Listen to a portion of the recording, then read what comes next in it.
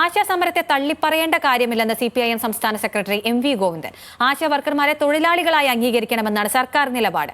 ആശാ വർക്കർമാർ കൂടുതൽ ആനുകൂല്യം നൽകേണ്ടത് കേന്ദ്ര സർക്കാരാണ്. എന്നാൽ SUCI, ജമാഅത്തെ ഇസ്ലാമി, SDPI ഉൾപ്പെടെ ഉള്ളവരുമായി യോജിച്ച് മഴവിൽ സഖ്യമുണ്ടാക്കി സംസ്ഥാന സർക്കാരിനെ ഒരു പാഠം പഠിപ്പിക്കാമെന്നാണ് കരുതുന്നതെങ്കിൽ ജനങ്ങളുടെ പിന്തുണ ലഭിക്കില്ലെന്നും MV ഗോവിന്ദൻ പറഞ്ഞു. ഞങ്ങൾക്കൊരു കാര്യം മാത്രമേ പറയാനുള്ളൂ. ആശാ വർക്കർമാരുടെ സമരത്തോട് നമുക്ക് ഐക്യദാർഢ്യമുണ്ട്, സംശയമില്ല.